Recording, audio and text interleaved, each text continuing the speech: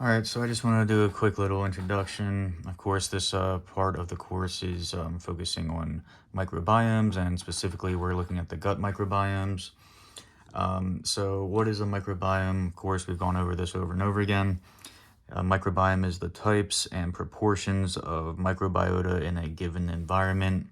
In our case, we're looking at the gut microbiome, so that'll be, of course, the types and proportions of microbiota in the gut of a certain organism. Why do we care about microbiomes? A lot of research has been being done, and it's very much an emerging new area of research, actually. But basically, we've begun to realize that different types and proportions of microbiota have been correlated with many different health issues and health concerns. These can include irritable bowel syndrome, or IBS, obesity, autism, diabetes, colon cancer, other cancers, viral infections, and many other types of health issues. All right, so this is for my Biology 200 lab. This is just going to be a supplemental study guide video for the upcoming exam, but also hopefully be able to help you out with your understanding of 16S rRNA sequencing, qPCR, and everything that's needed to be understood to go into your presentations, basically. So I want to start off just brief introduction. I don't know how much you've gone into any of this in lecture, but basically the central dogma of biology is DNA is transcribed into RNA, which is then translated into protein. Once you get to the protein level, you cannot reverse, you cannot go back to RNA or DNA. You can really only reverse from RNA to DNA. But once you hit protein, you cannot go back into either of those other types of biomolecules. So let's take a look at this is just a little drawing of a bacterial genome. So most bacteria have circular DNA genomes. So I have the whole genome in black, and this blue and red just represents one gene that we'll be looking at. Basically, the whole blue part is just the 16S rRNA gene, and these little red parts inside, they're called variable regions. So the blue parts are called constant regions, and the red parts are called variable regions. And it's common for many bacteria in their 16S rRNA genes to have about 9 variable regions. And it turns out that these variable regions can often provide us with enough genetic information to be able to classify that organism off the bat, whether it be into just basic, like a kingdom, like just as like general bacteria or fungi, but even so, there are certain variable regions in certain types of bacteria that could actually give us all the way down to the species. So we have huge databases. We've already sequenced so many discovered bacteria and fungi and other microorganisms. So the concept is that we can really just kind of sequence the 16S rRNA gene and then compare that in a database, and it'll match that up with a known species or genus, or class or order or etc. Any of the taxonomic ranks, really. And that's the idea behind this whole 16S rRNA gene. So what is the 16S rRNA gene anyways? So I'm sure you've all heard of ribosomes. So ribosomes are actually what are responsible for translating RNA into proteins. Ribosomes are made up of proteins, but also rRNA. So rRNA stands for ribosomal RNA. So I just kind of drew a little picture of that. And 16S rRNA, we're specifically looking at the small subunit of the ribosome. So again, the 16S rRNA gene is transcribed into the 16S rRNA, which then becomes a constituent of the ribosomes. All right, so let's get into the actual DNA purification and how we went about that and what every step was used for, or why we did every step, really. So we started off with our poop. I drew some poop there. And basically we took that poop and we added some inhibit X buffer to it in the microcentrifuge tube. And what did that inhibit X buffer do? It helped break up that poop sample, right? And then, so it's basically forms a homogeneous mixture. Homogeneous meaning a uniform mixture. So there's particulates of the stool sample evenly distributed throughout the sample, throughout the mixture. Second thing that it does mainly is the inhibit X buffer also helps prevent the DNA from degrading. So it helps kind of isolate proteins that could potentially degrade the DNA away from the DNA, basically. So we've got our inhibit X buffer. It's helping prevent DNA degradation. We've got our poop in there. Now we heat that sample, right? I know I'm not that good at drawing, but so we heated that sample to 70 degrees Celsius. And what does the heating do? It lyses all the bacterial cells. So all those cells in the stool sample are going to bust open now, release their contents, release proteins, release the DNA, release RNA, release everything that has to do with inside a cell.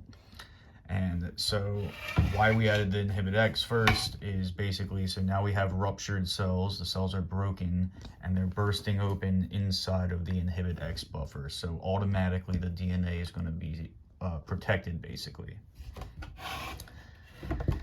After that, we now have our cells burst open. We have all the contents floating around in the liquid portion of our mixture. We centrifuge to basically isolate the stool particulates into the pellet, and then we are left with just, you know, everything that was left, or everything that was inside all the cells just floating around in the liquid portion of our mixture. DNA, RNA, proteins, cell debris, all that stuff.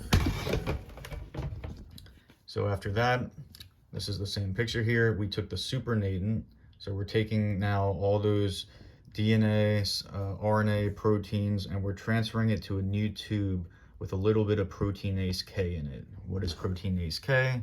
It's an enzyme that degrades proteins. Why is it important to degrade proteins? Because many proteins can degrade DNA. So this is another step that's crucial for helping to prevent the degradation of DNA. After that, we added the buffer AL to that. So this is just the purple here is just the proteinase K like I had. The buffer AL is basically going to activate the proteinase K. It's the reaction buffer for the proteinase K. So it'll make the proteinase K work. So we are degrading all of the excess proteins in there.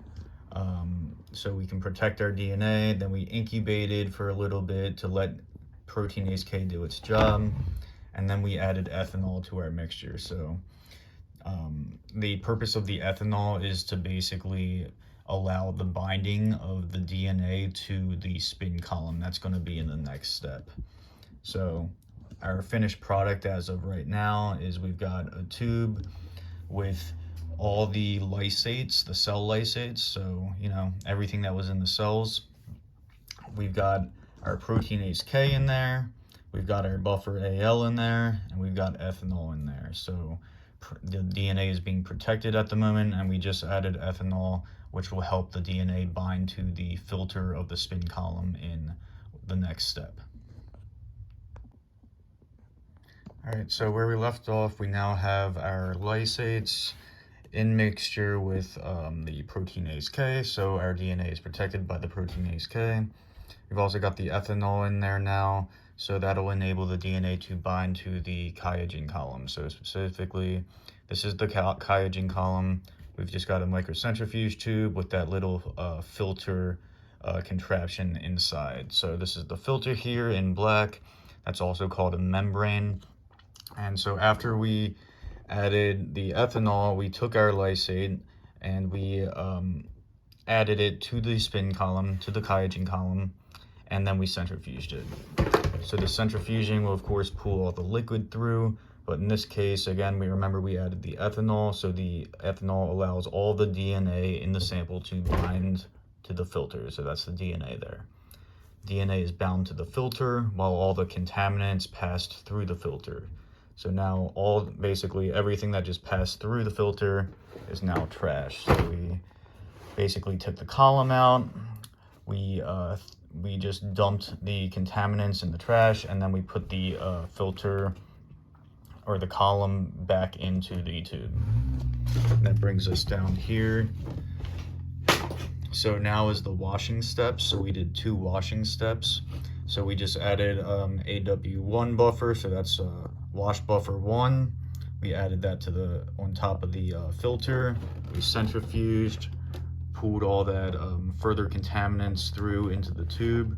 So contaminants would really include anything that's not the DNA, you know, so RNA, proteins, lipids, other cell debris, stuff like that. So then we just did a second wash step, so we just used AW2 buffer, and that will really just do the same thing. It'll just remove more contaminants. So we centrifuged that, got more contaminants into the microcentrifuge tube, and then we transferred the column only to a new microcentrifuge tube, and we added the ATE elution buffer. So elution buffer means that it's going to basically unbind the DNA from the filter now. So I have the elution buffer in green. Reason why we added the column to a new tube is because we're about to elute the DNA. We don't want to elute the DNA into a dirty tube, because remember the previous tube had all these contaminants in it, so we need a fresh clean tube to elute the DNA into. And then of course we centrifuge, and we end up with our purified DNA in the ATE, sorry, I know you can't see that, elution buffer.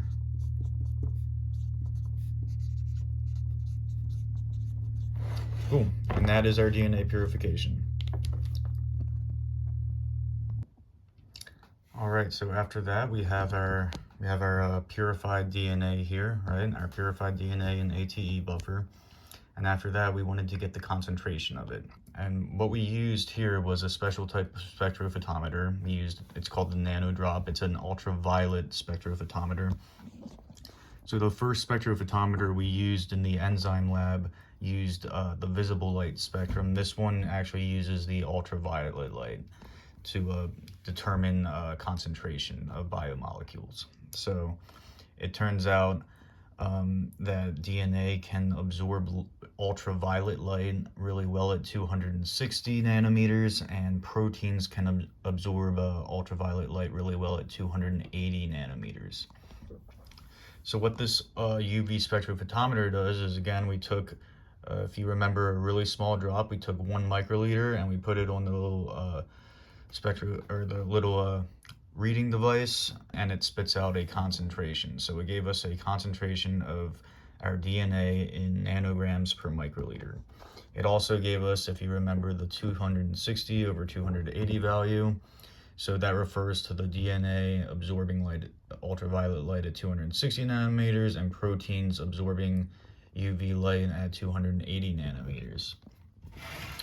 So a 260 over 280 ratio allows us to assess the purity of the DNA sample. So not only do we have the concentration, but now we have a value that we can kind of assess the purity of it. So an ideal 260 over 280 ratio is between 1.8 and 1.9. That would mean that the DNA is very pure. But we did allow some flexibility all the way from 2.2 all the way down to 1.5. But for our purposes, we decided if the 260 over 280 ratio was anywhere below 1.5, it would indicate protein contamination. Whereas if it was above 2.2, it would indicate RNA contamination. So we are working our way into qPCR now. So let's just say that I took my concentration and I have a concentration of 510 nanograms. 510 nanograms per microliter. So every microliter has 510 nanograms in it of DNA. So the thing about qPCR is we only need 1 nanogram of DNA.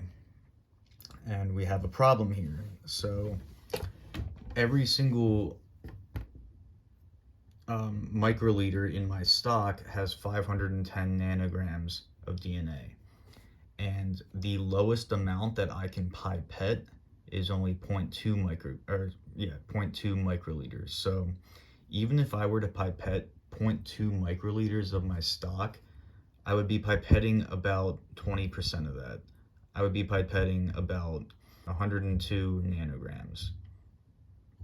So that's the problem. I can't pipette a small enough volume to be able to get 1 nanogram out of my DNA sample. So this is why we did dilutions. So what this equation allows us to do, we use this equation to make our dilutions. What this equation allows us to do is basically take a sample of known concentration, aka my DNA stock, and it allows us to add a certain volume of it to a new tube, and it allows us to basically change that concentration to a desired concentration and a desired volume at the same time. So C1 stands for concentration 1, V1 stands for volume 1, C2 stands for concentration 2, and V2 stands for volume 2. So C1 will be our starting concentration. That's my concentration that I got from the spectrophotometer, and that was 510 nanograms per microliter. Now I'm trying to figure out how much volume can I take from my DNA stock and add it to, again, I can choose any number here for V2. C2, I want 1 nanogram. And I'm trying to figure out how much volume do I have to take from my stock to be able to get a final volume of 2,000 microliters in a new tube at a concentration of 1 nanogram per microliter. So I just set the equation up like this. I just plug in my numbers. 510 is my starting concentration. V1 is what I'm trying to solve for, the amount of that stock that I need to add to a certain amount of water to be able to get a volume of 2,000 microliters at a concentration of 1 nanogram per microliter. I just do the math, that equals 2,000, then solve for V1, and I need 1.96 microliters of my stock. But remember, I'm looking for a final volume of 2,000 microliters. So what do I have to do? I have to take that 2,000 and I subtract 1.96 microliters, and that's how much nuclease-free water that I need to add to the 1.96 microliter stock. So these two add up to the 2,000.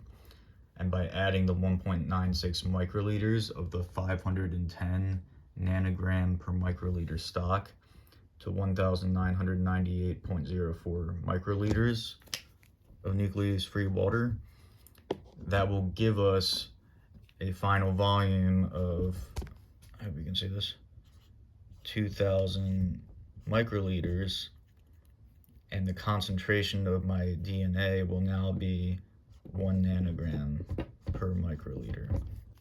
I hope that all made sense. Yeah, so in a new tube, I would just add that 1.96 microliters of stock, and then the 1,998.04 microliters of nuclease-free water, and I've got my dilution here.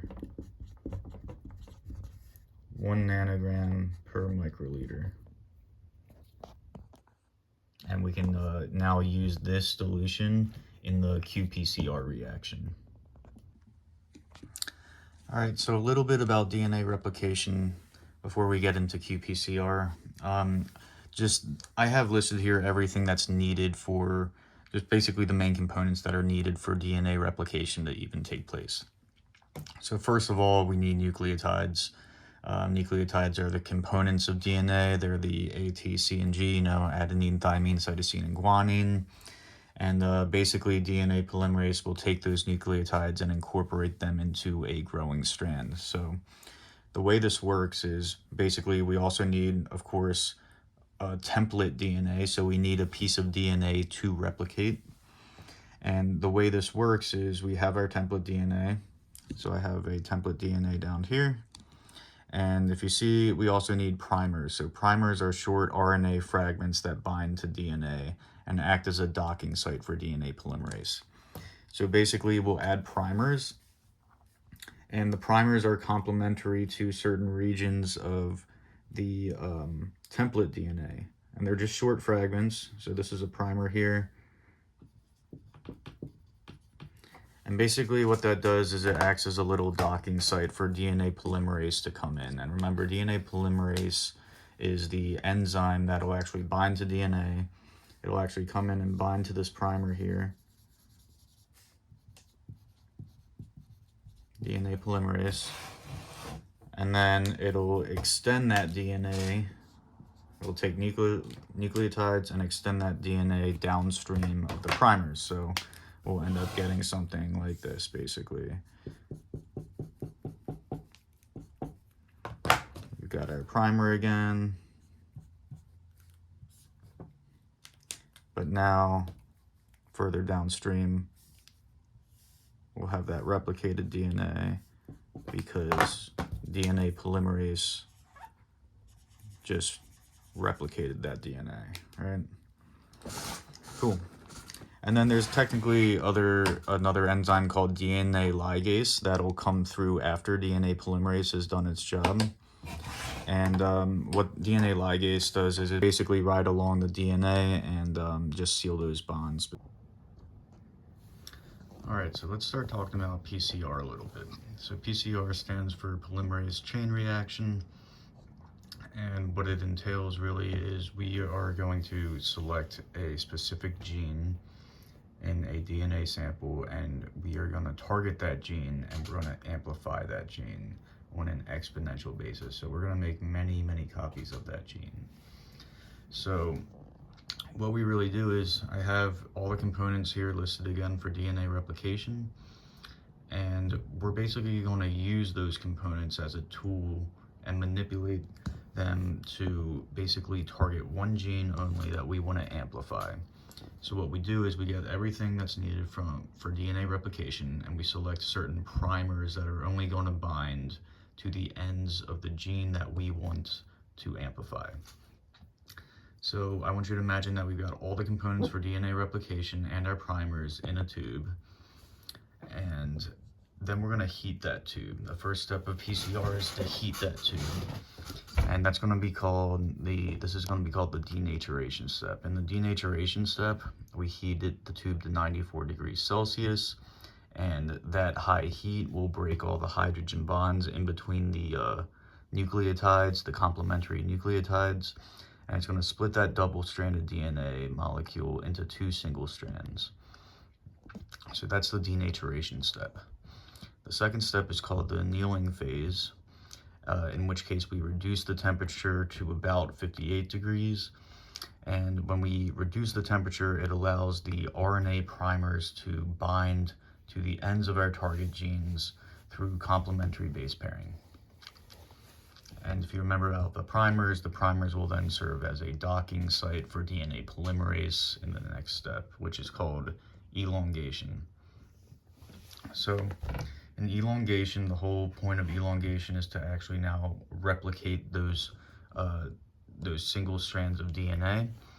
So we increase the heat to 72 degrees. Why do we do it to 72 degrees? Because that's going to be the optimal temperature that the specific DNA polymerase that we're using can work most efficiently at. So I've got DNA polymerase here in green. The specific DNA polymerase that we're using is called Taq polymerase.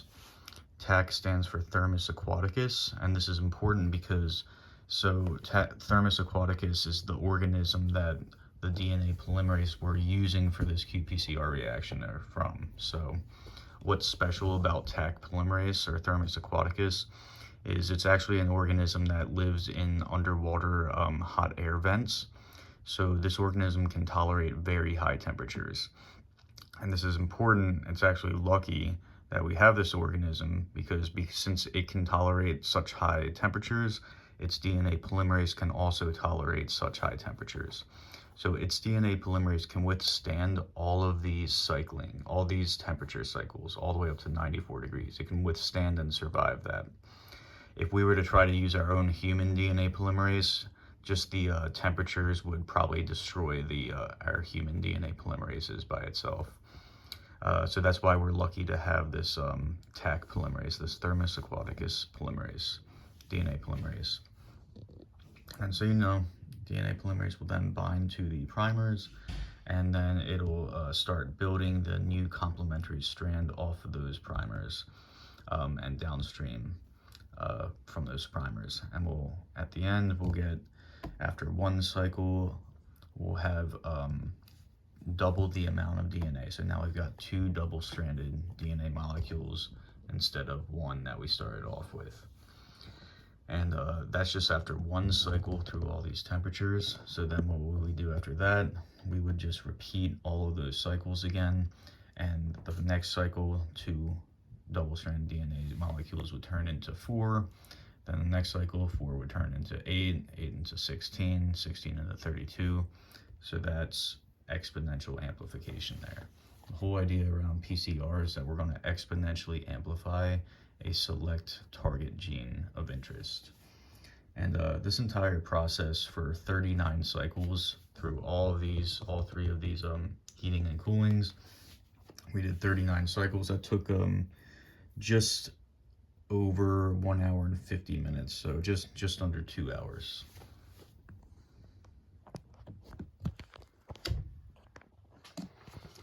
All right, so let's get into qPCR now. So in regular PCR, our goal is to just amplify the DNA. But that's not useful for our purposes because we want to find out how much DNA we had in a sample before we did the PCR. We want to find out how much DNA we had in the stool sample before the PCR. So we're going to use quantitative PCR. So qPCR, or quantitative PCR, does the exact same thing as regular PCR, except we have this fluorescent dye called cyber green that we add to the mixture. And what that cyber green does is it binds in between only double-stranded DNA. So cyber green will be floating around, and it will not really emit fluorescence unless it's bound in double-stranded DNA. So let's just take this through PCR. You'll see that more and more cyber green will eventually bind into the DNA as it amplifies, creating more and more fluorescence. And that's what the thermal cycler detects. So that's the machine that analyzes the qPCR reactions. The thermal cycler detects the increase in fluorescence due to the increase in double-stranded DNA amplification. And basically it's gonna spit out a graph that looks something like this. And what we have here is what's called the critical threshold value. The critical threshold value is a certain amount that we just tell the machine to designate to basically take a recording of the cycle number that it takes each sample to reach that value. So we just kind of set a certain amount as the critical threshold, and the machine will record how many cycles it takes for each sample to reach that critical threshold. So basically, once the fluorescence in one sample increases and hits that critical threshold amount that we designate, the machine will kind of take a snapshot and it'll be like, all right, it just took that many cycles for this sample to reach the critical threshold. And it'll do that for every single sample we run. So each of these red lines represents different samples. And if we think about it, this sample took less amplification to reach critical threshold than this sample. It took less cycles. So the fact that it took less cycles means that it took less doublings. So remember, every single round of PCR, the DNA doubles, right? So it took less doublings to reach a certain amount of that we specified, the critical threshold, than compared to these two. So that means that this one has the highest starting material. In contrast, this third one took more doublings, it took more cycles to reach the same amount of critical threshold that this one did. So therefore, since it took more doublings, it must have had lower starting material, right? And the reason why all these are starting to plateau up here is because we're limited by the amount of nucleotides in the reaction. If you run out of nucleotides, then you can't build any more DNA. So at first, as we start to see an exponential increase as the DNA doubles and doubles and doubles, but then up here you start running out of nucleotides in the reaction, so you start getting less of a sharp increase in amplification. No more DNA replication can happen there because we're out of nucleotides at that point. So the main value that this whole qPCR is going to spit out at you is, again, it's going to record how many cycles it took for each sample to reach critical threshold, and it's going to give you those values, and that's called the CQ value. So the CQ value is the number of cycles that it takes for the sample to reach critical threshold.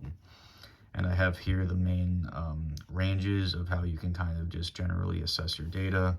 CQ value less than 15, so less than 15 cycles to reach critical threshold. That would mean that your target was very abundant. 15 to 20 would kind of be an intermediate abundance. 20 to 25, it would mean that that target was very rare in the sample. And then above 25, it would mean it's effectively absent. All right, guys, and then the last important thing that I wanted to go over are the negative controls and the positive controls. So remember, let's start off with negative controls. For negative controls, remember they have no DNA in them. We purposely put no DNA into the negative controls. So since there is no DNA in there, we should expect a very high CQ value. However, if we were to get a negative, or if we were to get a very low CQ value for the negative control, it would indicate that there was actually some type of DNA in the tube, really. So it would indicate that there is some type of DNA contamination. Whether that DNA came from poor sterile technique, meaning maybe you forgot to change a pipette tip from a previous sample that you loaded, or maybe one of the reagents, maybe the Cyber Green or the 2X Master mix was contaminated with some type of DNA, some foreign DNA. That could be the reason why. Another source is maybe the instrument failed and it's giving a false reading, but I want you to keep in mind that instrument failure is very unlikely to happen. So really getting some type of DNA into the negative control would usually come from either poor sterile technique or one of the reagents that you're working with is contaminated.